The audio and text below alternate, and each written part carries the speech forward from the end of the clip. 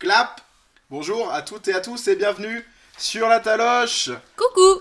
Coucou, oui, vous avez entendu, c'est Mégane. Mégane qui est avec moi aujourd'hui pour parler de Money in the Bank 2020. Un show qui a été très spécial, comme les derniers shows de la WWE, parce qu'on est toujours confiné. Ah, j'ai cru que... Parce qu'on est toujours chaud. Non, pas du tout. Donc du coup, Money in the Bank, deuxième pay-per-view de cette figuration un petit peu spéciale qu'est le confinement aux États-Unis actuellement. Après un WrestleMania en 2 nuits qui s'est avéré assez sympathique, surtout les matchs entre Undertaker et AJ Styles, et également le match entre Bray Wyatt et John Cena qui était fort spécial et fort sympathique. On enchaîne du coup avec Money in the Bank. Show un petit peu spécial, on avait une première partie qui était en direct du Performance Center, comme tout ce qui se passe depuis qu'on est à huis clos. Donc on est en direct d'Orlando pour la quasi-totalité de ce show, et puis finalement le match final qu'on attendait tous et toutes bien sûr, avait lieu directement au Connecticut dans le QG de la WWE. Et on en parlera un petit peu plus tard parce que ça c'était très très cool. Premier match de ce Money in the Bank 2020, c'était les titres de SmackDown qui étaient remis en jeu par Kofi Kingston et Big E. Les New Day qui sont toujours champions par équipe, qui ont repris le titre il y a quelques semaines maintenant aux mains de Miz et Morrison. Du coup ils défendent cette soirée contre les Lucha House Party, Grande Métallique et Lince Dorado. D'ailleurs, bel effort vestimentaire de la part des deux, hein. Vraiment ils ont travaillé leur tenue, c'était le Power Ranger rouge et le Power Ranger blanc. C'était un bel effort, ils ont dû mettre un paquet d'oseille dans cette tenue. Les Miz et Morrison bien sûr, qu'on ne présente plus maintenant. Et les derniers participants, c'était les Forgotten Sons, Wesley Blake et Steve Cutler, toujours accompagnés de Jackson Ricker que j'apprécie personnellement énormément. Donc du coup voilà, c'était un match assez dynamique. Je vous préviens tout de suite, hein, on va pas s'attarder forcément sur les matchs qui ont lieu avant, tout simplement parce que j'ai pas forcément envie de m'attarder, j'ai juste envie de m'attarder sur le dernier match qui était pour moi le plus sympathique. Mais celui-ci c'était un très très bon opener, comme on dit. Un très très bon commencement. Oui, parce que nous on est français. C'est ça, un très très bon commencement dans ce show, dans cet événement. Voilà. Voilà, parce qu'on est français, on parle français. Voilà. D'ailleurs, voilà. C'est argent dans la banque. Du coup. Très bien, argent dans la banque. Bah, on va présenter ça. D'ailleurs, ok, très bien. Donc du coup, dans ce show argent dans la banque, un premier match dans cet événement avec 4 équipes. C'était dynamique. Forcément, avec 4 équipes, on peut se permettre d'être un petit peu plus dynamique, d'aller un petit peu partout. J'ai beaucoup apprécié la performance des Lucha House Party qui était vraiment mis en avant pour le coup. Ils ont vraiment fait une très très bonne prestation. J'avoue que je préfère l'équipe sans Kalisto, je vais dire Caristico mais c'est pas le même. Calistico qui du coup est pas présent depuis le retour des Lucha House Party il y a 2 semaines maintenant. 2-3 semaines environ.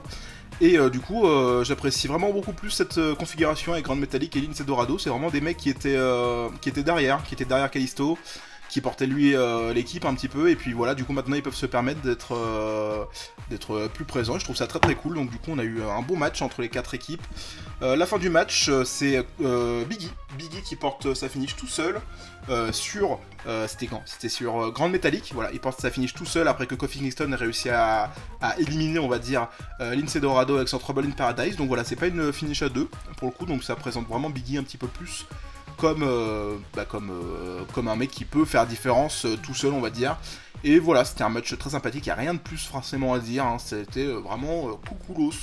Voilà, après on a eu des promos, je vais vous passer les promos bien sûr, hein, parce qu'on s'en fiche un petit peu tous. On a eu les promos de Elias Evans qui disait, voilà, moi j'ai travaillé dans la marine, et du coup, intelligente que je suis, là vous voyez pas mais je me tape sur le crâne pour faire genre que je suis intelligent. Et ben du coup j'ai pris tous les plans du QG de la WWE et du coup maintenant je connais le QG par cœur. D'ailleurs elle se l'est imprimée sur la fesse droite. C'est ça, pour pouvoir partir plus vite après quand elle sera enfermée dans la prison du QG.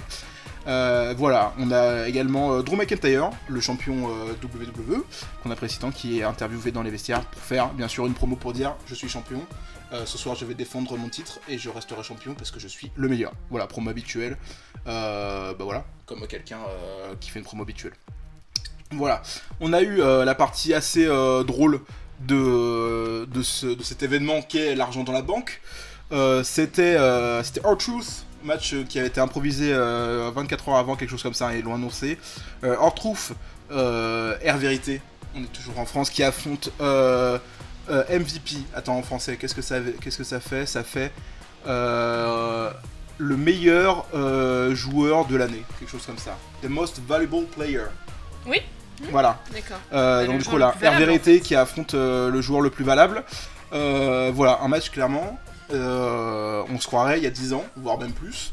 D'ailleurs, la petite photo qui présentait ce match, et ben on voyait MVP, c'était un MVP de 2007. De quoi? C'était la photo d'MVP pour présenter ce match, c'était une photo qui datait de 2007. Et donc? Bah donc on est en 2020. C'est vrai. Voilà, ils ont essayé de nous la mettre à l'envers, et finalement pas du tout. Donc du coup, R-Truth, R-Vérité, qui arrive sur le ring, très marrant bien sûr parce que c'est un mec qui a un côté décalé que je connais pas trop du coup. Non, pas du tout. C'était le mec qu'on a vu très rapidement avant le main event avec les dreadlocks. Ah oui, d'accord. Voilà. Et en fait lui c'est un personnage totalement décalé, donc en fait il est arrivé comme ça en chantant et en tendant le micro pour que les gens répondent. Bien sûr, il y avait personne. Bien sûr. Donc du coup à la fin quand il fait hey, est-ce que vous êtes chaud tout le monde? What's up? Et bah là il y a personne. Et du coup lui il est content parce qu'en fait il s'en aperçoit même pas. Donc voilà, donc MVP il arrive. Il se provoque un petit peu tout ça, et finalement, il va pas affronter MVP. Finalement, c'est qui arrive? C'est Bobby Lashley. Bobby Lashley qui arrive, ils s'affrontent tous les deux, et ils perdent. R-Vérité qui perd. Et du coup, c'est assez marrant, parce qu'avant le main event, on a eu une petite interview en vestiaire, où du coup, R-Vérité, il disait... oui, bah on est français, on va jusqu'au bout, non?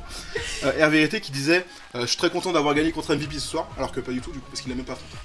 Voilà, j'ai trouvé ça assez marrant. Voilà, quelque chose qui avait beaucoup être moins marrant, c'est le titre de SmackDown féminin qui est remis en jeu, Bayley contre Tamina. Ça s'envoie du rêve, hein.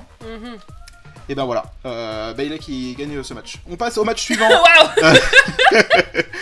Passe au match suivant, le titre universel de Braun Strowman qui est remis en jeu, il affronte Bray Wyatt. Bray Wyatt sous sa tenue de Bray Wyatt et pas The Fiend sur le coup. Et c'est d'ailleurs ça qui est assez marrant, c'est pour ça qu'il a perdu. Parce qu'il était pas en The Fiend. Sûr, on est intelligent, on l'est pas. Hein. Donc du coup, Braun Strowman qui arrive à prendre l'avantage psychologique durant cet affrontement contre Bray Wyatt, il a réussi à un petit peu utiliser voilà le jeu du cerveau. En français, le mind game. Voilà, il a remis son masque à l'ancienne parce que pour l'histoire que toi tu ne connais pas, Braun Strowman et Bray Wyatt, Braun Strowman il a fait ses débuts dans le clan de Bray Wyatt à l'époque en 2013, quelque chose comme ça. Et du coup il portait un masque de mouton noir. C'était le black sheep de l'équipe. Ça, ouais. Voilà, et du coup pendant le match, et à un moment Braun Strowman il remonte dans tout le ring avec son masque de mouton noir. Et du coup à ce moment-là, Bray Wyatt il est en mode oh là là c'est bon, t'as pris conscience que t'es un serviteur, quelque chose comme ça quoi. Et en fait Braun Strowman c'était pas du tout ça, il enlève son masque et du coup il en profite. Il avait encore un autre masque. C'est ça. Et en dessous il avait encore un autre masque. Et en fait c'était Jean-Marie Le Pen. Rebondissement. Waouh. Et en fait voilà, du coup Braun Strowman arrive à prendre l'avantage et il fait son power slam pour faire le compte 2-3. Voilà, c'était prévisible. Voilà, parce que Bray Wyatt, quand il arrive sur son personnage de Bray Wyatt et pas The Fiend, on sait très bien qu'il va soit se faire défoncer, soit qu'il affronte The Miz. Et dans les deux cas, c'est pas très cool. Le match suivant, qui était aussi un match pour un titre mondial, c'était le titre WWE, qui était remis en jeu par Drew McIntyre, le champion du monde désormais écossais, après avoir battu Brock Lesnar à WrestleMania. Il s'affronte à quelqu'un d'autre de très très très fort, de très très important, c'est Seth Rollins, le Messi, l'autoproclamé Messi de Monday Night Raw, de lundi soir cru, en français, on pourrait dire. Donc du coup voilà, ils s'affrontent dans un match qui était assez long et qui était très très bon pour ma part, j'ai vraiment trouvé très appréciable. C'était un vrai match compétitif entre les deux. Les coups de boule de Drew McIntyre qui font toujours très très mal. On les entend claquer dans l'arène, c'était vraiment très très cool. Voilà, il y a juste la fin où j'ai trouvé que c'était un petit peu un manque de dynamisme, peut-être sur la finish, mais c'était quand même assez sympathique entre les deux. Donc c'était un vrai match compétitif que je vous invite à aller voir, vous auditeurs de la Taloche. Auditeurs et auditrices, pardon, on n'oublie pas. Auditeur, je sais pas comment on pourrait dire. Auditeur.is. Très bien, auditeur.is. Très bien, et du coup on va attaquer enfin, à noter, j'ai oublié de le noter avant de passer au dernier match sur lequel on va s'attarder tous les deux, c'est la poignée de main après avoir gagné contre Drew McIntyre, contre Seth Rollins, pardon, Drew McIntyre qui gagne contre Seth Rollins, et ben avant de partir et de retourner dans les vestiaires pour sans doute prendre sa douche, et retourner prendre son taxi et rentrer à son hôtel ou quelque chose comme ça, et ben Drew McIntyre il revient sur le ring et il serre la main de Seth Rollins. Voilà, Seth Rollins qui est un petit peu étonné, en mode je suis censé être méchant. Pourquoi? Oui, j'ai fait un accent du sud. Oui, toujours toi, à chaque fois en fait que tu refais quelqu'un, c'est avec un accent. Ouais, je trouve que ça passe bien l'accent du sud quand. Voilà. Et du coup, Seth Rollins fait mais enfin, pourquoi tu me serres la main? Je suis le méchant. Et du coup, voilà, il reste sur le ring un petit peu dépité. Voilà. Très bien. Qu'est-ce que va être la suite autour de ce programme? Je ne sais pas, mais en tout cas, c'est intéressant. Moi, j'aime bien. Voilà, c'est Drew McIntyre, c'est un champion du monde qui respecte son adversaire, même si son adversaire est un énorme. On passe au match suivant. Alors, les deux Money in the Bank, le masculin et le féminin. Je fais un petit tour du côté des participants. Du côté masculin, c'était Otis, bien sûr. Avec une super présentation quand même. Bien sûr. Oh yeah. Non, je veux dire chacun, tu vois, comme si on était dans Next. Oui, c'est ça, ouais. C'est ça, c'était Next, c'était totalement Next. Otis aime la nourriture, Mandy Rose et gagner des matchs. Bref. Aleister Black également, qui est arrivé, lui, il parlait directement avec ses adversaires. Apparemment, il n'a pas compris le concept de prendre la pause devant l'écran, comme ça, là. Daniel Bryan, qui, lui, il arrive à son pote directement. Rey Mysterio, qui lui arrive avec une tenue complète. Voilà, lui, il est parti pour catch. Ah bah non, mais carrément, lui, voilà. il est là pour ça, de toute façon. Malheureusement, ça va mal finir pour lui. AJ Styles, qui arrive avec ses beaux cheveux soyeux comme la soie, qu'on adore. Beaucoup trop long. Beaucoup trop long. Et bien sûr... Et Baron Corbin. Oula. La meuf. Oh shit. Elle a dit le mot interdit. What the fuck. Et du coup, le roi Corbin. Ouais. Le roi Corbin. Du côté des femmes, c'est Carmella qui arrive avec un magnifique moonwalk qui crisse sur le parquet. On apprécie. J'ai vraiment beaucoup apprécié. Shayna Baszler, qui est vraiment pas là pour rigoler. Qui est là, ouais. Voilà, on dirait qu'elle s'est vraiment trompée de match en fait. Elle est en mode alors ce soir je défonce n'importe qui. Nia Jax. Voilà. Dana Brooke également qui arrive. Toi, du coup, c'était la première fois que tu voyais Dana Brooke? Non. Non, pas du tout. Pas Très du bien. tout. Okay. Parce que je crois qu'à chaque fois que je la vois, tu me demandes si c'est pas la première fois que je la vois. Ouais, c'est mais ça. c'est pas la première Parce fois qu'en que fait, je la elle est vois. oubliable. Oui, ah voilà. bah oui, totalement. Ouais. Voilà. Et Lacey Evans également, que toi tu n'apprécies plus. Mais en fait, c'est compliqué. Est-ce que tu veux t'attarder sur cette histoire de Lacey Evans? Allez, on s'attarde. Prenons 2 minutes. On est qu'à 12 minutes dire, voilà. de on a le temps, vidéo. on s'aime bien, tous, on est bien. Devant Très un bien. café. Prenez un café, n'hésitez pas. En fait, Lacey Evans, que j'appelle tout le temps Lacey Lane, en fait, parce que j'ai un problème au C'est niveau ça. Alors que du Lacey Lane, cerveau. pour ceux qui ne le savent pas, Lacey Lane, du coup, c'est maintenant Voilà. Kaden Carter Voilà, du Kaden côté Carter. d'NXT. Donc en fait, elle se trompe de personne. Voilà, c'est juste totalement débile. Et donc en fait, c'est juste que je l'ai vu, j'adore son style, parce que moi j'adore tout ce qui est pin-up et tout ce qui est, voilà. Tu l'as vu avant même qu'elle catch. Oui. Ça, tu l'as vu quand elle a commencé, voilà. quand c'est ses présentations qu'elle avait pas encore catché. Exactement. Et en fait, je pense que comme tous ceux qui commencent un petit peu à regarder du catch ou à regarder, voilà, je sais pas, du sport similaire ou alors même des BD, des comics, parce que je trouve que ça s'apparente vachement à ça, je me suis cherché un personnage. Et en fait, quand j'ai vu Lacey Evans, je me suis dit, putain, c'est elle, enfin, ça y est, c'est la mienne, quoi. C'est moi. C'est mon personnage. C'est ton personnage, quoi. Voilà, c'est le mien. C'est ton caractère que t'as envie de jouer. Voilà, c'est ça. C'est le mien, quoi. Ouais. Et donc, j'étais trop contente. Et là, en fait, je la vois une fois, deux fois, dans les promos, les trucs, les machins. Je suis trop ravie. Et puis, ça y est, je la vois catcher. Et là c'est le drame. Déception. Déception, mais aïe, alors, mais... coup dur pour Megan. Ah, mais effroyable. tu sais, on regardait et tout. Et là, je suis restée, mais buggée, en fait. Pour information, c'était le Royal Rumble de... Attends, c'était quel? Je crois que c'était le premier Royal Rumble féminin. Donc, ça devait être le 2017, 2018, peut-être quelque chose comme ça. Et du coup, c'était il me semble que c'était, en tout cas, les deux premières participantes, c'était Lacey Evans et Natalia, qui s'affrontaient sur un ring. Ça, je me souviens plus. Et du coup, ils ont commencé à faire un échange, voilà, de meufs en mode, voilà, on est catcheuse et tout. Et à ce moment-là, il s'est passé le drame. Lacey Evans. Comment on appelle ça? On appelle ça un saut carpé.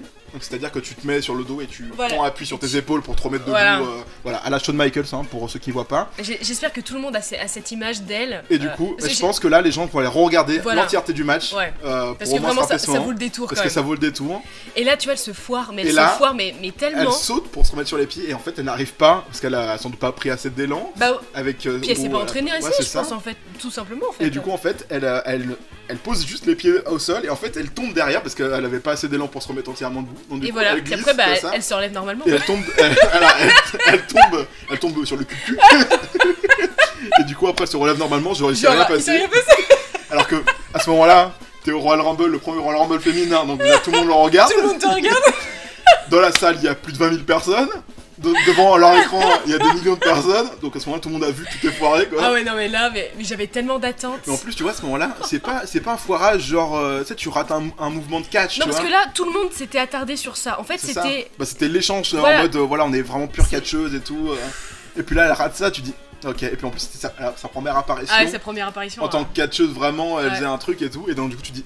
Ok, donc c'est nul en fait. Voilà. Mais même un petit peu avant et un petit peu après ça, là, enfin, elle est quand même. Elle était pas faux. Elle était pas faux. Alors moi, ça se voit qu'elle manquait de. Je vais m'attarder vite fait sur le cas Lacey Evans aussi, parce que bah, je l'ai connu un petit peu en même temps que toi. Moi j'adore son personnage, j'adore toujours autant son personnage, je trouve qu'elle est assez cool. Le truc qui serait un petit peu dérangeant peut-être, c'est que bon, c'est des histoires hors catch on va dire, mais mais du coup elle joue vraiment son personnage, et quand elle était méchante en fait elle jouait tellement bien son personnage que même quand elle se faisait arrêter pour contrôle de police, et ben, en fait elle était dans son personnage, donc du coup elle s'est pris des amendes, des trucs comme ça. Donc peut-être qu'elle est un petit peu extrême comme ça. Sur un ring forcément c'est pas non plus fantastique, hein, quand tu vois des meufs comme Asuka, comme Shayna Baszler à côté, forcément voilà. Ah bah bien sûr. Elle est ridicule, mais moi je trouve qu'elle campe bien, en tout cas maintenant. Hein, non, faut que je revoie. À l'heure d'aujourd'hui, je trouve qu'elle campe bien son personnage, malgré le fait qu'elle soit à SmackDown et qu'il y a actuellement une histoire ridicule avec Bayley, Sasha Banks et tout le tralala là, qui est nul à chier.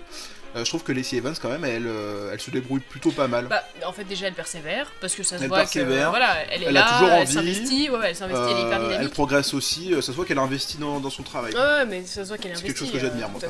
Non, c'est pas elle qui fait son costume, je ne sais plus si elle est à l'origine. Non, ça c'est bien Belair. Du tout, ouais, non. Je croyais qu'elle aussi. Lacey Evans, je sais pas du tout. Bon, en tout cas, ce qui est intéressant pour elle, c'est que de toute façon ils ont misé dessus, donc elle a eu quand même d'autres. Voilà, elle présente assez régulièrement. Pour se rattraper quoi. Voilà, moi j'espère en tout cas qu'elle sera plus mise en avant dans les prochaines années, parce que c'est vraiment quelque chose, enfin c'est vraiment quelque chose en tout cas qui a l'air de vouloir s'investir. Elle est fraîche, je trouve, comparée quand même. Comparée à ce qu'on voit, je trouve qu'elle est, elle se démarque pas mal. Elle se démarque un peu. Ouais. Voilà, alors qu'elle aurait pu être juste une banale blonde, cheveux longs. Bon bref, en tout cas pour terminer, voilà, je me suis arrêtée sur ça à l'époque. Quand je l'ai vue, qu'elle était là sur le dos comme une tortue, là, à pas réussir à se relever, et ben j'ai fermé les yeux. Qui rentre chez soi. J'ai fermé les yeux, j'ai pleuré un peu, puis je suis rentrée chez moi quoi. Et puis depuis, bah très bien. J'ai un peu de balle, bon voilà. Et du coup, la dernière participante du côté féminin, c'était Asuka. Je la mets en dernière parce qu'elle était sur le balcon au début, elle était en train de danser sur le balcon comme ça. Un espèce de petit balcon. Et puis après elle a sauté sur tout le monde. Voilà, c'était le début du match, c'était assez sympathique.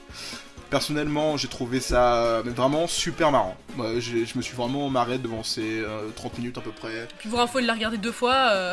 Oui, je l'ai regardé, on va dire. J'ai regardé en vitesse rapide ce matin avant d'aller au travail. Okay. Et puis là, du coup, je l'ai regardé avec toi beaucoup plus. Parce que j'allais dire, même la deuxième fois, il rigole à fond. Bah, moi, ça me fait rire en fait. C'est vraiment le décalage. Parce que voilà, ils mettent une musique épique à des moments où c'est pas du tout épique. Ouais, mais alors du coup. Ils se permettent de faire des références à eux pour se dire, même eux en mode ouais, on a fait des trucs ridicules, des trucs comme ça. Le gros moment que j'ai beaucoup apprécié, et que ça c'était vraiment destiné aux fans d'internet, c'était le moment où AJ Styles il se balade dans les couloirs et on voit la magnifique affiche de Roman Reigns et la caméra reste quelques secondes sur le plan de Roman Reigns. Ça j'ai trouvé ça très intelligent parce que voilà, ces derniers temps, pour ceux qui n'ont pas suivi les news, des choses comme ça, et ben il y avait des news qui disaient que Roman Reigns avait été blacklisté de la WWE, donc du coup il le mettait pas dans les programmes, il avait été coupé dans des montages, des choses comme ça, et qu'on devait pas plus parler de lui, qu'il y avait une sorte d'embrouille en tout cas entre WWE et lui, et du coup là ils nous le disent sans nous le dire qu'en fait non, c'est pas vrai quoi, il est toujours là, y a pas de souci quoi. Donc ça j'ai trouvé ça très intelligent. Mais ce qui est intéressant, je me permets d'intervenir, ce qui est intéressant c'est que moi je l'ai regardé parce qu'il m'a dit, Tao ici présent hein, quand je l'ai dit bien sûr, oui, c'est moi. Il me dit ouais tu verras c'est super drôle et tout, et du coup bah je dis bah allez vas-y voilà, et puis en fait c'est vrai que bah du coup moi ça fait un moment que j'ai pu regarder de catch là, je sais pas, je saurais pas dire combien de temps, ça fait quoi, au moins 8 mois. Bah depuis que t'es plus sur la chaîne, donc ça fait novembre, quelque chose comme ça. Bon. Régulièrement en tout cas, parce qu'après voilà, j'ai des petits aperçus, je regarde vite fait sur Twitter quand je vois que ça, voilà, bon, bref. Donc je suis plus dans l'ambiance catch, et donc du coup quand tu regardes ça d'extérieur, bah ça fait pas forcément rire en fait. Au début, c'est pas forcément drôle parce qu'il n'y a pas de jeu au niveau de la réalisation. au début, c'est juste une vulgaire bagarre. Voilà, en fait. c'est ça, c'est juste une vulgaire bagarre dans la salle de sport, quoi, et dans le couloir. Donc, enfin, dans le hall, donc tu dis, bon, ils sont en train de se fight, mais vu que souvent, je regarde, ils sont souvent à l'extérieur des rings, tu sais, ils sont derrière, ils sont dans les bureaux, ils sont machin. Et du coup, je me suis dit, c'est un fight comme j'en vois, quoi. Donc c'était pas si drôle au début. Et puis après, quand ils commencent à courir dans les alors Ouais. J'espère que vous avez compris, parce que je vais pas le répéter. Très bien. Quand ils courent dans les couloirs. Dans les couloirs, ouais. C'est quand ils rajoutent la musique en fait. Voilà, quand ils rajoutent les musiques, là il y a quand même un aspect scénique, quoi. Il y a quelque chose qui se passe, quoi. Donc là c'est drôle, mais parce que c'est drôle en réalisation. Ouais. Quand tu fais pas partie du monde du catch, tu trouves pas ça forcément drôle parce que du coup ils sortent de leur contexte. Je pense que quand tu connais pas le catch, tu trouves ça juste ridicule. T'as l'impression que c'est nul. Ouais, en voilà, fait. Alors que là c'est nul, mais c'est fait exprès d'être nul en fait. Bah oui. Parce que j'imagine qu'ils se sont dit, alors est-ce qu'on fait un truc vraiment sérieux en mode putain les mecs ils se battent pour machin, ou est-ce qu'ils se disent tu sais quoi, on fait un truc ridicule parce qu'on sait que dans tous les cas on peut pas faire un truc méga sérieux quoi. Ouais, non mais c'est le bon moment pour faire ça. Bah déjà c'est le bon moment pour faire ça parce que ça enfin on est dans une période où on peut se permettre de faire des choses comme ça quoi. Et puis en plus je trouve qu'ils le font de manière intelligente, donc je suis vraiment étonné depuis le début de ce confinement des shows à huis clos que les trucs les plus cool en fait que je regarde, c'est des trucs de la WWE qui sont faits, qui sont enregistrés en avance en fait, qui sont montés, des choses comme ça. Parce qu'à WrestleMania, Undertaker contre AJ Styles, j'ai trouvé ça super cool.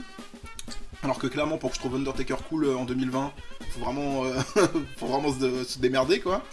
Et le truc que j'ai trouvé super cool, mais ça c'est même depuis des années en fait que j'ai trouvé ça super cool, c'est Bray Wyatt contre John Cena, que j'ai trouvé mais d'une justesse en fait. Pour moi c'est du caviar ce qu'ils ont fait avec cette histoire.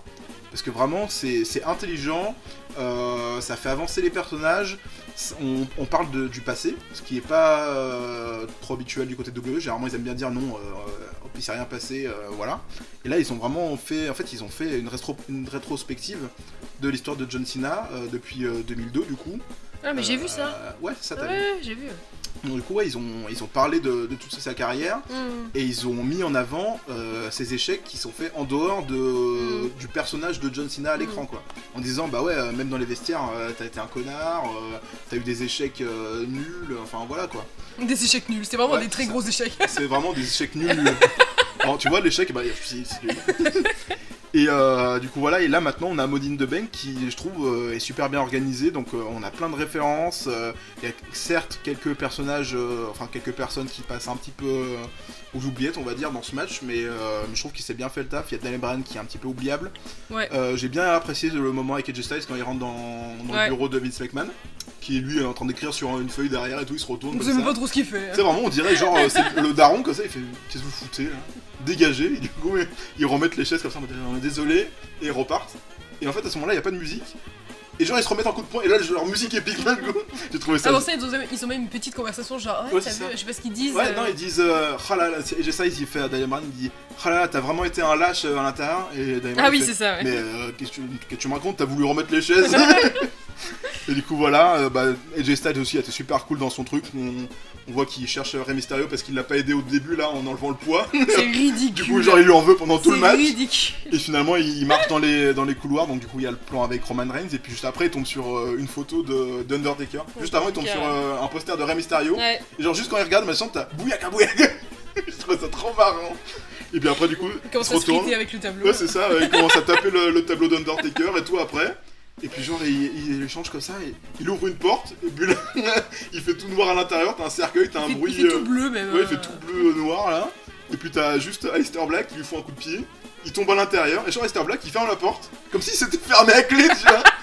Tiens, en plus t'entends NON. J'ai trouvé ça mais tellement marrant. Le mec il est pas capable de juste d'ouvrir avec les poignets. Non, c'est n'importe quoi. Donc, après il revient au bout d'un moment, donc mais c'est ça. Mais c'est pour dire que même eux ils assument en mode ils ferment la porte alors que ça n'a aucun sens quoi. Donc voilà, le moment aussi que j'ai grave apprécié c'est avec Dana Brooke là dans la salle de conférence, où elle arrive comme ça, musique épique, elle a tapé tout le monde, ils sont tous tout au sol, et elle décroche la mallette, Et puis là, il y a un contre-champ, mais Putain, dégueulasse. dégueulasse. Sur un... En plus, c'est même pas un mur vraiment blanc, C'est- c'est avec non, des ouais, c'est ombres ça. et tout. C'est ça, c'est juste un mur dégueulasse. Alors, pour le coup, en plus, ça se voit que c'est fait exprès parce qu'ils sont, Non, mais ils sont grave, chez eux, tu vois. mais grave. Ils auraient pu juste la mettre Mais grave. Stéphanie Hickman là en mode ouais, elle est là, tu vois. Mais non, même pas, tu vois. Ça a été filmé à un autre moment, on le voit très En bien. fait, c'est un peu comme si c'était quelqu'un, tu sais, c'est un peu comme si c'était sa pensée ou tu sais. Ouais, c'est ça, mais pas du tout, c'est vraiment, elle lui parle parce qu'en plus, elle a l'impression qu'elle la regarde comme ça, alors qu'elle regarde personne en fait. Et du coup, comme ça, Stéphanie Hickman, elle dit Qu'est-ce que t'es en train de qu'est-ce que t'es en train de faire C'est la salle de conférence Money in the Bank, le mec elle est sur le toit en fait, tout le monde le sait qu'est-ce que tu racontes. Du coup, Dana Brooke elle est en mode ok. Et là, Carmella qui lui met le poster à travers, la le gueule. visage, voilà. Et puis elle va rester avec jusqu'à la Ouais, fin. c'est jusqu'à la fin pratiquement. Du coup, après, il continue à se pourchasser. Il y a eu la petite référence que toi t'as pas compris, je t'ai expliqué vite fait. Enfin, c'était même pas une référence, c'était vraiment une apparition. Avec. Ah oui, le mec dans les toilettes. Ouais, c'est ça, mince, putain. Brother Love, ils se faisaient appeler Brother Love. Maintenant, il travaille en tant qu'officiel à la WWE. Donc voilà, il apparaît avec son ancien personnage, avec son fond de teint dégueulasse sur le Oh, visage, putain, avec ses c'est dents super clair, blancs. il est jaune. Ouais, c'est ça, il mais est c'était vraiment orangé, fait le mec. exprès dans les années 80-90 et tout. Et la deuxième référence, par contre, que j'ai pas compris, Ah, c'est le clown. c'est avec le Ah, clown. si quelqu'un peut dire. Alors, si quelqu'un en commentaire peut nous expliquer cette référence, Qui sort de derrière le fauteuil là. what the fuck. Parce que moi, sinon, en tant que clown, je connais que Doing the Clown, qui était un catcheur dans les années 80, début 90, et c'est tout, mais c'était même pas lui. Ouais. Donc ça n'a aucun... Enfin, j'ai pas compris. Donc si quelqu'un en commentaire peut nous éclairer. Sinon, du coup, il y a eu le passage après où ils étaient à la cafétéria, enfin, semblant de cafétéria. Ouais, bon. Il y avait Paul Heyman qui était en train de manger, je sais pas pourquoi il est tout seul dans ce putain de QG, en train de bouffer son Avec un sandwich. putain de bah, c'était un buffet. Ouais. Et du coup, les participants masculins et féminins arrivent à ce moment-là, ils commencent à tous se battre. Shayna Baszler qui fait un étranglement à Rey Grave. Mysterio. Il avait rien demandé ce mec. Ouais. Et puis après, en plus, il se fait écraser par Nia Jax et Otis. Donc... et après, là, tu vois, il tombe au sol et t'entends... Il était en train de se servir un petit peu à manger comme ok, ça. d'accord, et ouais, Otis, voilà. L'humour de la WWE, il est gros, donc il mange tout le temps, dès qu'il voit à bouffer, voilà. Qui mange mal là comme un Ouais, porc. c'est oh là là, putain, quel porc, putain, c'est incroyable. Et du coup, voilà, après ils se tapent tous, Nia Jax qui passe tout le monde à tabac, et elle défonce Dana Brooke, elle défonce Carmella en la passant à travers une table. Les autres qui continuent à se taper. Le moment aussi que j'ai bien apprécié, c'est quand Shayna Baszler elle est devant dans le couloir, elle court comme ça, et puis elle essaie de rattraper Asuka. Asuka qui lui met un coup de pied dans la tête. Après il y a Lacey Evans qui arrive qui fout une droite à Shayna Baszler. Après il y a Nia Jax qui arrive et qui la jette contre un mur. Mais j'ai trouvé ça tellement marrant, je me suis dit putain la meuf elle prend cher par tout le monde. Et du coup voilà, ça je trouve ça super marrant. Après Nia Jax qui défonce Lacey Evans et qui rampe au sol jusqu'à on sait pas quand, parce qu'on l'a même pas revu après. Oui, c'est clair. Donc voilà. Puis voilà, après du coup on se retrouve sur le toit avec Asuka, Nia Jax, Lacey Evans aussi qui est revenu du coup. Et voilà, et finalement c'est Asuka qui arrive à prendre l'avantage. On souligne quand même le passage assez drôle de la musique encore hyper rythmée, alors que Nia Jax du coup elle prend Ouais, c'est l'échelle, ça, ouais, c'est ça. elle le place comme Ouais, ça. bah, c'est tout doucement, mais c'est... Ouais, Nia Jax, elle prend l'échelle tout doucement, elle la place comme ça, elle prend vraiment bien son temps, Mais et t'as la musique épique derrière. En plus c'est comme un plan séquence, tu sais, tu la vois tout faire, Ouais, y a aucun cut. D'ailleurs, ça aussi, c'est notre référence super marrante. C'est quand elle porte Lacey Evans sur le ring, comme ça. T'as 15 000 plans comme ça qui changent de truc. Mais en fait, c'est une référence à eux-mêmes. Parce qu'ils s'étaient fait critiquer. En fait, ils sont assez connus pour faire beaucoup de changements de plans. Tu sais, pour rendre le truc épique, tout ça. Donc, du coup, là, ils l'ont mis, mais vraiment à un moment qui servait à rien. Et j'ai trouvé ça, mais hilarant, quoi. Tu sais, genre, t'as déjà épileptique, tu dis, qu'est-ce qui se passe? Oh mon dieu, regardez. Oh mon dieu, sous tous les Oh mon angles. dieu. Regardez. Donc, du coup, voilà. Et finalement, du coup, c'est Asuka qui arrive à décrocher la mallette en tapant Baron Corbin juste avant. J'imagine qu'il y a eu un manque de communication entre les En deux. le défonçant, on peut le dire. Parce que voilà, vu qu'Asuka elle parle japonais et Baron Corbin il parle anglais, donc du coup, dans le doute, elle l'a tapé. Elle a dit qu'est-ce qu'il veut lui, alors dégage. Il lui a juste dit non. Ouais, c'est ça. Il a juste dit non. Non, Elle a- non. Elle l'a tapé. Je trouvais ça super marrant. Donc du coup, Asuka qui remporte la mallette féminine. Et juste après, du coup, forcément, on a Otis qui arrive sur le toit pour finir le match. À noter King Corbin, le roi Corbin, Oui. qui tue littéralement Rey Mysterio et Ouais. Mr. Black en Et, les jetant. Voilà. En les jetant. Sans du aucun tout. scrupule, on peut le dire. Voilà, on entend derrière bien le Hein, juste à la fin, quand ils sont finis d'atterrir, j'imagine, 300 mètres plus loin. C'est ridicule. C'est ridicule. Voilà, ça aussi d'ailleurs c'est super marrant parce que du coup en fait sur tous les plans quand ils montrent le toit, en fait on voit que c'est pas le bord en fait ce qu'il y a autour. Donc en fait quand ils le jettent on est conscient et même eux ils sont conscients qu'on est conscient que en fait c'est pas le bord du truc. Donc même après, parce que juste le plan d'après en fait où une fois qu'il a jeté Rey Mysterio et Aleister Black, on a un plan j'imagine d'un drone qui montre le truc géant. Ouais. Et en fait, on voit que c'est pas le bord, on voit qu'il y a un matelas en fait. Donc même eux, ils se sont dit, non mais de toute façon, on sait très bien. Ils assument jusqu'au bout. On sait très bien que c'est nul, donc voilà. Et je trouve ça super cool. Donc du coup, Rey Mysterio et Aleister Black, ils sont décédés malheureusement. Paix à leur âme. Et du coup, AJ Styles qui est toujours énervé, qui a toujours envie de remporter ce Money in the Bank. Daniel Bryan d'ailleurs, je me rappelle même pas. Oui, il a été jeté sur un poteau à la fin du ring, on l'a plus revu. Et du coup, King Corbin et AJ Styles, qui sont tous les deux sur l'échelle, sont en train de se battre. Et Elias qui arrive. Ah oui, c'est vrai. Elias qui arrive. Qui pop, on peut le dire. Qui pop, on sait pas pourquoi, il aurait pu être là depuis super longtemps. Mais le mec, il a pris son temps comme ça, il a dû passer par l'escalier. Avec sa petite guitare, là. J'imagine. Et du coup, il tape King Corbin dans les fesses. Ouais. Voilà, il lui casse la guitare dans les fesses. Et puis Baron Corbin il met 1000 ans pour descendre, ouais, là. Il est tapé. Comme ça. Et du coup AJ Styles, parce que du coup à ce moment-là, King Corbin et AJ Styles avaient réussi à décrocher la mallette tous les deux. Voilà. AJ Styles qui essaie de soulever la mallette, qui glisse de ses mains parce qu'il a des gants, le pauvre. Et oui. Et du coup, forcément, qui c'est qui était juste en dessous? C'était Otis. Donc du coup, Otis il est en mode qui a rien demandé. J'ai la mallette. Et du coup, il brandit la mallette, il est en mode super cool et tout. Il passe d'ailleurs une magnifique dédicace à sa copine Mandy Rose. Il dit ouais Mandy, je l'ai fait, je sais pas quoi. Et du coup AJ Styles qui est toujours sur l'échelle, il lui fait ouais arrête ça et tout. Et du coup il recule sans faire exprès, Otis parce qu'il est gros, je sais pas si vous avez vu. Bien sûr. Donc du coup il se contrôle pas trop. Il peut pas, et du coup voilà. En reculant, et il tape l'échelle et du coup AJ Styles il tombe à l'extérieur. En arrière-plan, c'est très marrant. Il tombe en arrière-plan. Et du coup le show il se termine sur Otis qui brandit la mallette. Et qui crie beaucoup trop. Je sais pas si je le fais bien, mais en tout cas ça fait plutôt bien. Voilà, j'ai trouvé ce match vraiment hilarant. Je me suis vraiment marré comme très rarement devant du catch. Une bonne grosse marade. Voilà, c'est pour vraiment ça fait plaisir de voir ce genre de match, c'est frais, ouais, c'est hyper détente. frais. Ouais. Tu te dis, même les gens qui sont pas forcément impliqués dans le programme actuel et tout, tu regardes ça, tu te dis putain c'est sympa quoi.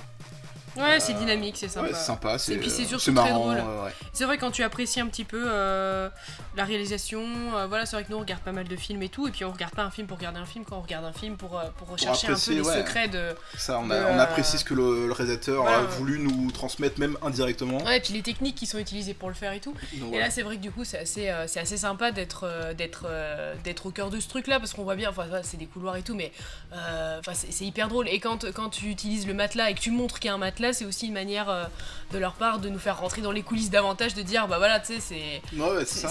Bah, ils nous montrent, en même temps, ils nous montrent ce qui se passe derrière les caméras, ce qu'on n'est pas censé voir, et ils l'assument totalement en disant voilà, on est tous au courant ici que bah, c'est ridicule, et on va l'assumer jusqu'au bout en vous le montrant quoi, que c'est ridicule. Et je trouve ça, bah, c'est une preuve d'intelligence en fait. Ah, mais totalement, c'est hyper intelligent. C'est chaleureux. C'est plutôt rare de la part de WWE d'avoir ce recul sur eux-mêmes, de se dire, de se moquer en fait d'eux-mêmes en disant oui bah on fait des trucs ridicules et on l'assume quoi. Ouais. D'habitude ils se disent non on fait des trucs ridicules, soit ils font genre que ça n'a jamais existé, soit ils s'enfoncent encore plus dans la bêtise. Et là j'ai trouvé que c'était vraiment intelligent de leur part. Donc pour le coup c'est vraiment un match que moi j'ai vraiment beaucoup apprécié. Et ça me conforte dans l'idée que quand on est dans une situation comme la situation actuelle, et ben la WWE ils arrivent à rebondir et à se renouveler. Et j'ai envie même de dire que ça me fait peur pour quand on va reavoir des fans tout ça qui se disent juste bon bah on refait comme avant. Ouais, des shows classiques et... C'est ça, parce que là ils nous ont prouvé qu'en fait c'était super cool même sans... Enfin en tout cas les matchs comme ça c'était super cool même sans fans. Et du coup je me dis que quand il va y avoir des fans, est-ce qu'ils vont continuer à pourquoi pas faire des choses comme ça? Là je dépasse un petit peu les cadres du show en lui-même, mais je sais qu'il y a beaucoup de gens qui seraient contre l'idée d'avoir ce genre de match une fois que la foule sera revenue, parce qu'ils se disent les mecs ils payent pas leur place 120 balles pour regarder l'écran géant. Ouais. Et je trouve ça assez juste dans ce qu'ils disent, mais le catch ça fait partie de ça en fait. Donc voilà, moi ça me dérange pas trop en tout cas. Après bon, c'est peut-être parce que je paye pas 120 balles pour voilà. Ouais. Mais pour moi en tout cas, c'est des choses qui font partie du catch, de se dire bon bah il y a des trucs qui sont montés, des trucs que je vois pas en direct et qui sont bien foutus quoi. Non mais c'est même un avantage, je trouve que c'est... Ouais. Après c'est vrai que le catch ça se voit, mais c'est aussi l'aspect américain, mais c'est très nostalgique quoi, c'est très porté sur la tradition, donc voilà, un show de catch c'est un show de catch, et puis voilà quoi. Très bien, bah, c'est sur ces mots qu'on va se quitter. J'avais envie de dire un truc tout à l'heure, mais je suis infoutu de me rappeler ce que c'était. Est-ce que c'est par rapport à Lacey Evans? Pas du tout. Très bien. Non, mais je te retente très bien de regarder un truc avec elle, ouais. Ouais, pourquoi pas. Surtout que j'avais déjà re-regardé un truc il y a pas si longtemps. C'est peut-être le match à WrestleMania avec les 6 autres femmes. Peut-être. Et on la voit pas des masses. Ouais, on la voit pas des masses parce que c'est pas un bon match. C'était peut-être ça. Voilà. En tout cas, dites-nous en commentaire ce que vous avez pensé de ce show en entier, surtout de ce dernier match, de ce Money in the Bank masculin-féminin. Parce que moi j'ai trouvé très très cool. Voilà, on a fait je pense une analyse assez complète de ce qu'on a vu. Parce qu'en plus on le fait un petit peu à chaud, on l'a regardé. Ouais, totalement, c'est brut. Si, je sais ce que je voulais dire. Oui. C'est qu'il faudrait faire passer une pétition pour arrêter d'utiliser de la nourriture. Oui, c'est ça. Ça, je savais que en guise accessoire. Ça allait faire débat. Je pense qu'il y a beaucoup de gens qui vont un petit peu cracher sur ce moment. Moi aussi, mais après. J'espère, quelque part. Que on les gens espère, cracheront peut-être, sur ce... mais est-ce que la WWE arrêtera pour autant? Je ne pense pas. Écoutez, moi je vais créer la pétition. Je la ferai passer sur Twitter. Sur Twitter? Sur Twitter. Très bien. Et ben, moi, je signe cette pétition. Mais en même temps, j'ai envie de dire, les batailles de nourriture, c'est un petit peu tradition chez WWE. Comme engager des gens racistes, par exemple. Voilà. Et les bonnes traditions, ça ne se perd pas non plus. Ouais. Non, mais c'est compliqué, c'est des sujets un peu tabous. Très bien. Et le tabac, c'est tabou, on en viendra tous. À bout. Bah du coup, on se dit à la prochaine pour le podcast qui va sans doute tomber en fin de semaine pour un petit peu revenir sur les shows hebdomadaires de cette semaine. Ouais. N'hésitez pas à mettre un commentaire, un like, un partage surtout, c'est ça qui aide la chaîne, qui nous fait grimper, qui nous fait vivre, qui nous fait connaître à travers l'internet francophone de catch, on pourrait dire. N'hésitez pas non plus à voir ma vidéo précédente dans laquelle je parle de l'avenir de cette chaîne YouTube de la Taloche. Et du coup à me dire ce que vous en pensez, ce sera en fin de vidéo. À voter, à me dire ce que vous en pensez tout simplement. Et puis petit spoil, se prépare une petite surprise dans les coulisses. Une grosse surprise on pourrait dire. Une petite, une grosse surprise. Qui pourrait changer la face du YouTube catch francophone. Du catch world. C'est ça. On pourrait même dire que tout le monde a envie d'être à sa place. Ouais. Allez, on s'arrête sur ça. Allez, c'est bon. Bisous. Allez, bisous à tous.